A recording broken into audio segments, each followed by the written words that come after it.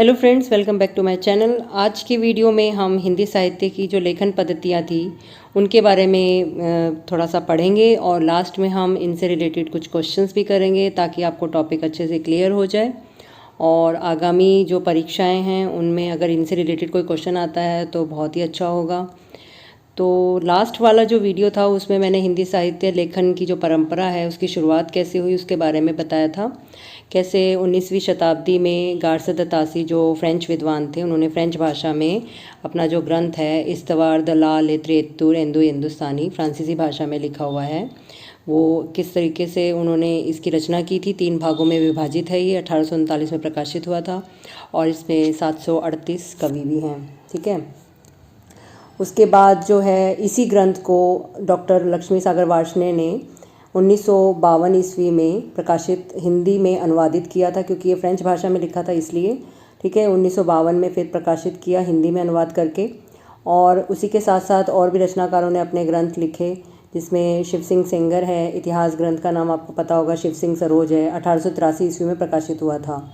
और ऐसे ही और भी रचनाकारों ने अपने अपने हिसाब से काल क्रमानुसार वर्ण क्रमानुसार रचनाएं उन्होंने लिखी, हिंदी साहित्य के इतिहास पर ग्रंथ लिखे। जॉर्ज ग्रियर्सन जो हैं उनका पूरा नाम जॉर्ज अब्राहम ग्रियर्सन है। उन्होंने काल क्रमानुसार लिखने का प्रयास किया। ठीक है, और उन्होंने कौन सा ग्रंथ लिखा था? The modern vernacular literature of Hindustan, अंग्रेज़ी में लिखा हुआ था और 1888 ईस्वी में वो प्रकाशित हुआ था। कहाँ पर हुआ था प्रकाशन उसका? एशियाटिक सोसाइटी ऑफ बंगाल से। ठीक है, तो वर्ण क्रमानुसार जो है वो गारसद तासी ने लिखा था। वर्ण क्रमानुसार जो है वो गारसद तासी ने लिखा था। और जॉर्ज ग्रियर्सन ने कैसे लिखा था? काल क्रमानुसार। तो वर्ण क्रमानुसार मतलब होता है अल्फ़ाबेटिकली। अल्फ़ाबेटिकली यानी कि ए से कौन से रचनाकार आते हैं, बी से कौन से आते हैं, सी से कौन से आते हैं।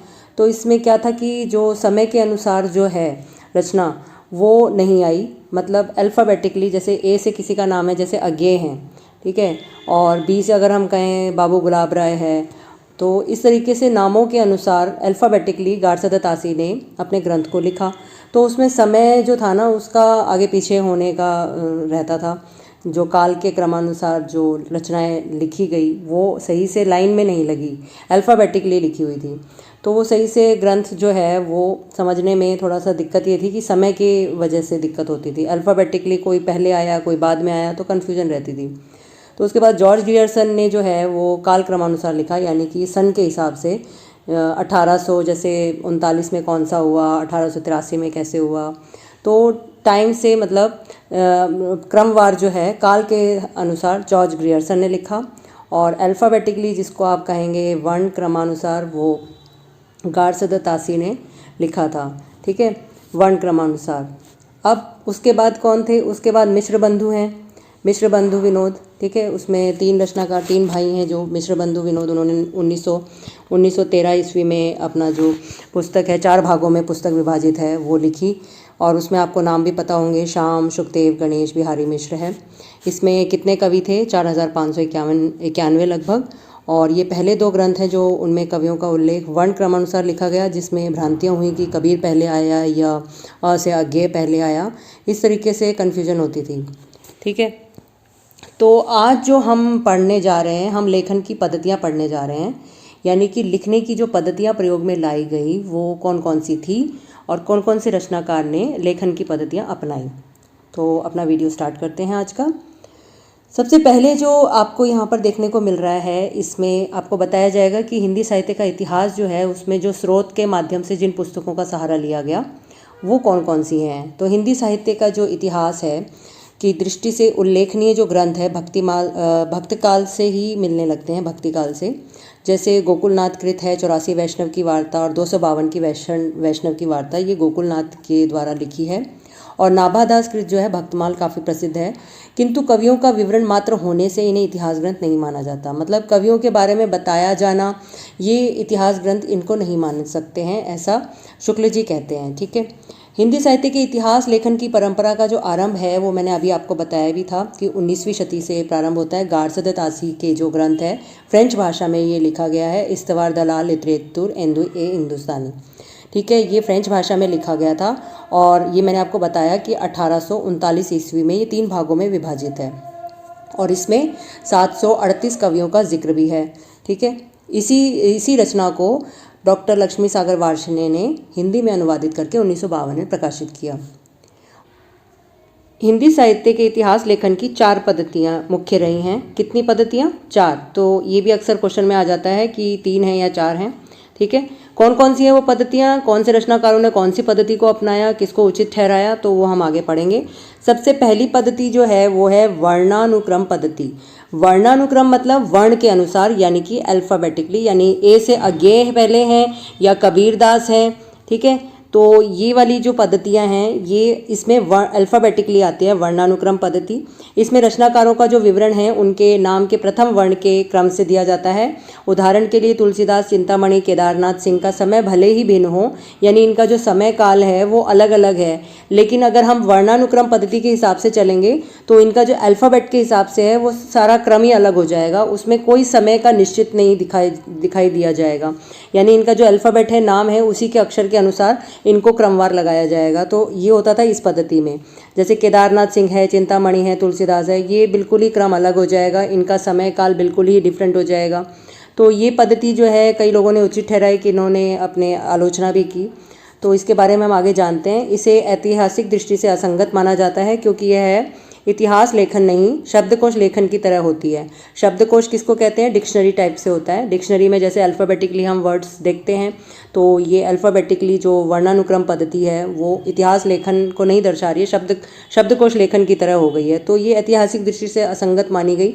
गारसदत्त आसी और शिव सिंह सेंगर ने इसका प्रयोग किया है। मैंने आपको बताया था गारसदत्त आसी का जो फ्रेंच विद्वान है, इन्होंने अपनी फ्रेंच भाषा में जो ग्रंथ लिखा है वो इसी वर्णानुक्रम पद्धति के अनुसार अल्फ़ाबेटिकली लिखा गया। इसमें समय का ध्यान नहीं दिया गया है, मतलब अल्फ़ाबेट पे ज़्यादा जोर दिया गया। शिव सिंह सेंगर ने भी इन्हीं के आगे सेम वैसे ही किया, ठीक है।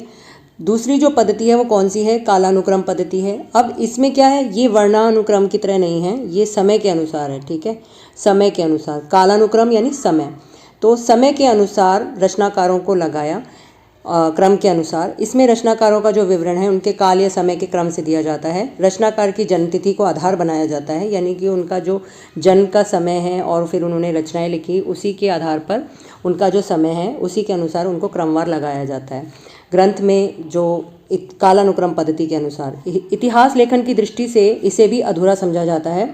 क्यों समझा जाता है अधूरा? क्योंकि इस पद्धति से लिखे ग्रंथ भी वर्णानुक्रम पद्धति की तरह कविवृत्त संग्रह मात्र होते हैं।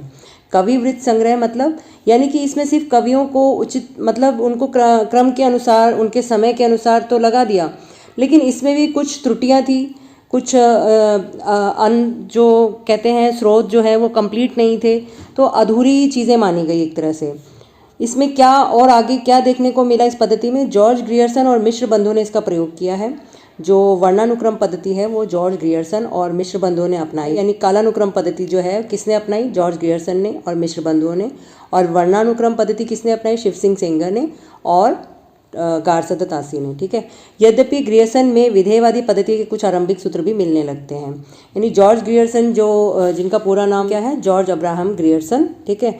इनकी इन्होंने जो ग्रंथ लिखा है उसमें काल क्रमानुसार लिखने का प्रयास किया गया है। The modern vernacular literature of Hindustan 1888 ईस्वी में प्रकाशित हुआ था। ये अंग्रेजी में लिखा हुआ था, ठीक है, 1888 में प्रकाशित हुआ था। इसमें क्या था? विधेयवादी पद्धति के कुछ आरंभिक सूत्र मिलते हैं। इसमें कुछ विधेयवादी पद्धति का भी प्रयोग किया है, वो हम आगे पढ़ेंगे क्या है विधेयवादी पद्धति। तीसरी पद्धति जो है वो है वैज्ञानिक पद्धति। इसमें क्या होता था? इसमें ग्रंथकार निरपेक्ष तटस्थ रहकर तथ्य संकलन कर, ठीक है, यानी इकट्ठा कर, जो भी फैक्ट होते थे उनको इकट्ठा करके उसे क्रमबद्ध रूप से प्रस्तुत करता है। यानी जो ग्रंथकार है, जो ग्रंथ लिखता है, वो तटस्थ रहकर, यानी कि किसी स्रोत को प्राप्त करके और जो भी उससे स्रोत से प्राप्त जो सच्चाई है, जो तथ्य हैं, उनको इकट्ठा करके क्रमबद्ध रूप से प्रस्तुत करता था।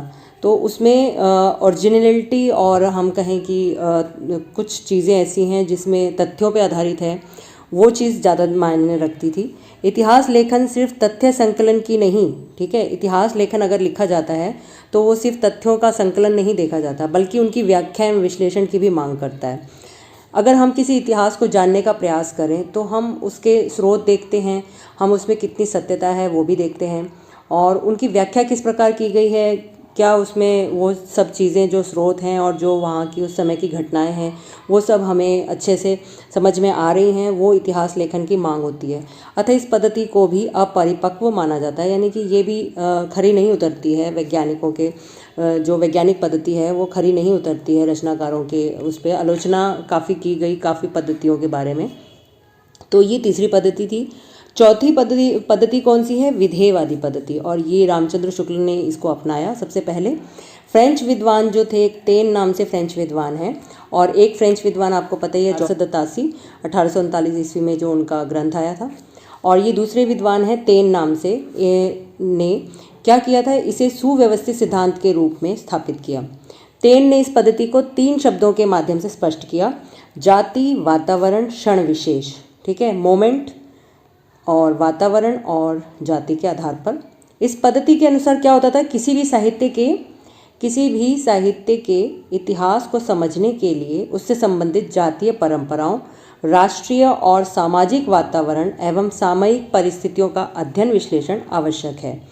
क्या कहा गया है? इन विद्वान के द्वारा 3 शब्दों के माध्यम से स्पष्ट किया गया इस पद्धति को कि ग्रंथ लिखने के लिए, किसी भी साहित्य के इतिहास को समझने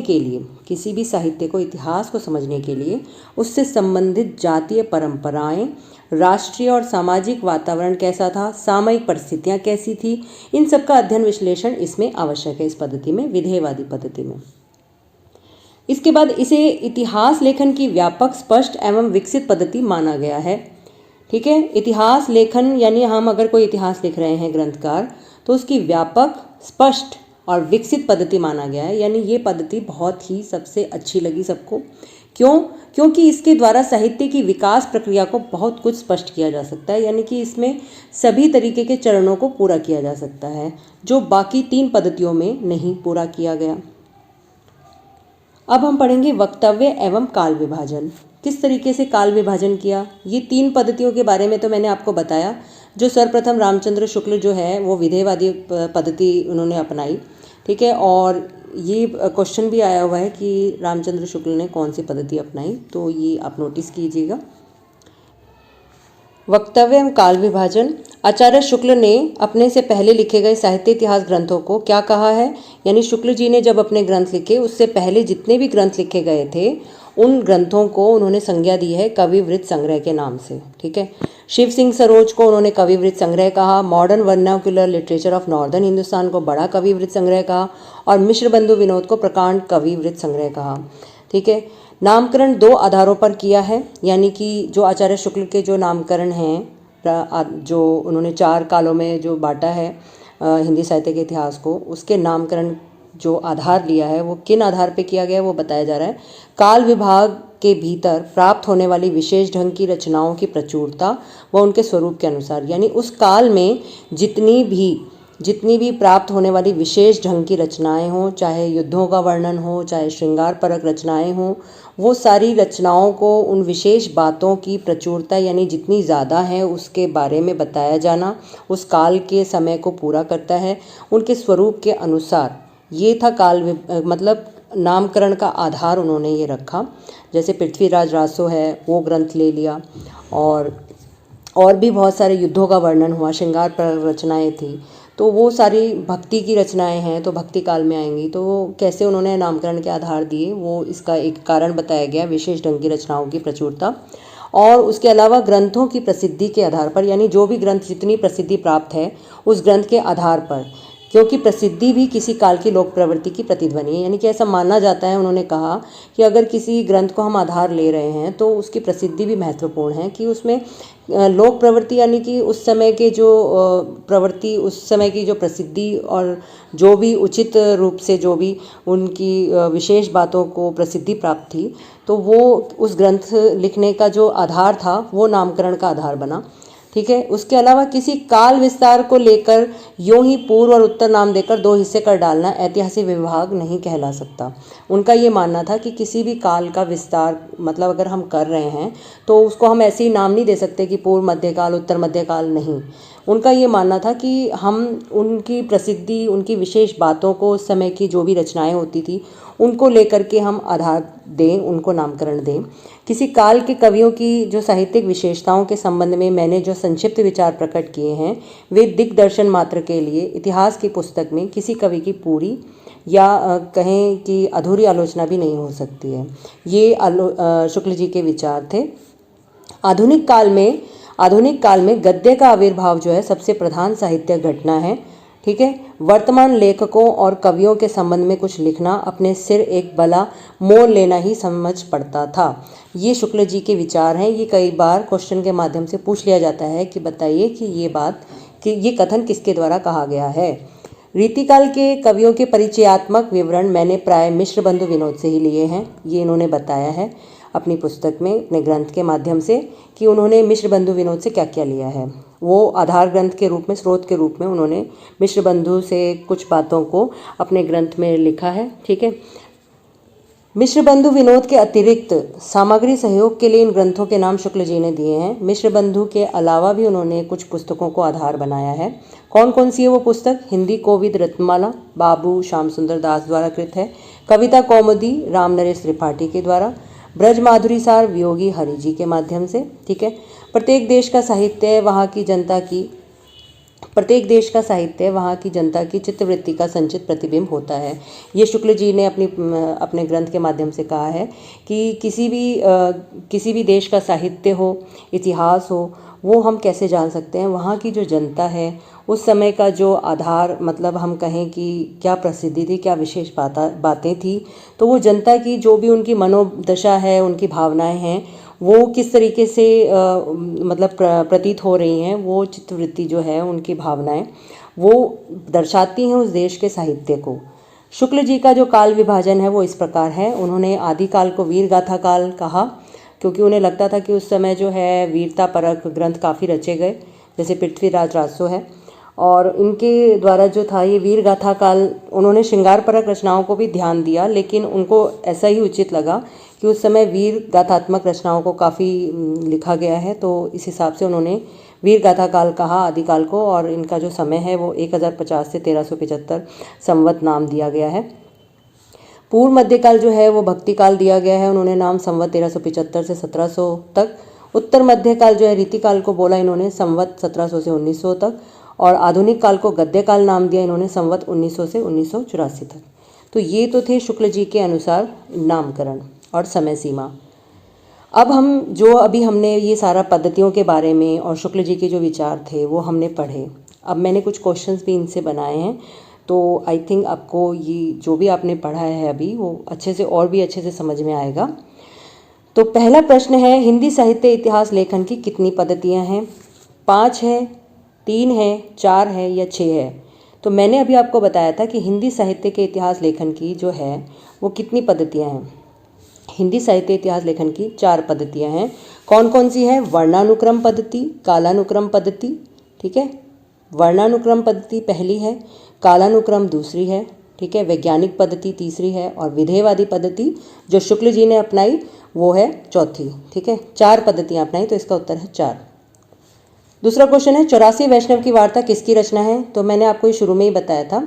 आप बताइए इनमें से कौन सा उत्तर सही है? गोस्वामी तुलसीदास, नंददास, नाभादास या गोस्वामी गोकुलनाथ? तो इसका जो सही उत्तर है वो क्या है? 84 वैष्णव की वार्ता जो है वो गोकुलनाथ की कृत है। ठीक है, गोस्वामी गोकुलनाथ द्वारा 84 वैष्णव की वार्ता, 252 वैष्णव की वार्ता, ये दोनों ही रचनाएं किसकी हैं? गोकुलनाथ जी की हैं। और भक्तमाल किसकी है? नाभादास जी की है। ठीक है, किस पद्धति में रचनाकारों का विवरण उनके समय के क्रम से दिया जाता है? समय के क्रम से यानी कि उनके काल के अनुसार। समय मतलब काल के अनुसार। तो आप बताइए इसमें कौन सा उत्तर है? वैज्ञानिक पद्धति, कालानुक्रम पद्धति, विधेयवादी पद्धति और वर्णानुक्रम पद्धति। तो मैंने आपको बताया भी था कि वर्णानुक्रम में तो अल्फ़ाबेटिकली था, यानी कि किसी भी रचनाकारों के नाम के प्रथम अक्षर के हिसाब से, वर्ण के अनुसार से। और विधेयवादी पद्धति में भी मैंने आपको अभी समझाया था जो शुक्ल जी ने अपनाई। और कालानुक्रम पद्धति इसका सही उत्तर है, जो समय के अनुसार रचनाकारों का विवरण दिया। ठीक है, फ्रेंच विद्वान तेन ने किस पद्धति को जाति वातावरण और क्षण विशेष शब्दों के माध्यम से स्पष्ट किया। तो ये भी मैंने आपको अभी बताया था कि जो फ्रेंच विद्वान तेन हैं उन्होंने 3 शब्दों के माध्यम से स्पष्ट किया है किसी पद्धति को। तो वो पद्धति कौन सी है? ऑप्शन है विधेयवादी पद्धति, कालानुक्रम पद्धति, वैज्ञानिक पद्धति या वर्णानुक्रम पद्धति। तो इसका सही उत्तर क्या है? इसका सही उत्तर है विधेयवादी पद्धति। आपको मैंने बताया था कि 3 शब्दों के माध्यम से उन्होंने बताया था कि किसी भी साहित्य के इतिहास को समझने के लिए उससे संबंधित जातीय परंपराओं, राष्ट्रीय और सामाजिक वातावरण, सामयिक परिस्थितियों का अध्ययन विश्लेषण आवश्यक है। इसलिए उन्होंने विधेयवादी पद्धति को इन 3 शब्दों के माध्यम से परिचित कराने की कोशिश की है। ठीक है, नेक्स्ट क्वेश्चन है, आचार्य शुक्ल ने अपने से पहले लिखे गए साहित्य इतिहास ग्रंथों को क्या नाम दिया? आचार्य शुक्ल ने जो अपने ग्रंथ लिखे थे उनसे पहले जितने भी ग्रंथ लिखे गए उनको एक संज्ञा दी थी, जो मैंने आपको बताया भी था। तो उनका एक जो संज्ञा दी गई थी वो कौन सी थी? प्रकांड कविवृत्त संग्रह, बड़ा कविवृत्त संग्रह, कविवृत्त संग्रह या वृत्त संग्रह। तो इसका सही उत्तर क्या है? इसका सही उत्तर है कविवृत्त संग्रह। मैंने आपको बताया भी था कि शिव सिंह सरोज जो है उसको बोला गया था कविवृत्त संग्रह। Modern vernacular literature of northern Hindustan को बड़ा कविवृत्त संग्रह बोला गया था। मिश्र बंधु विनोद को प्रकांड कविवृत्त संग्रह बोला गया था। ठीक है, और वृत्त संग्रह तो मैंने वैसे ही ऑप्शन में डाल दिया था।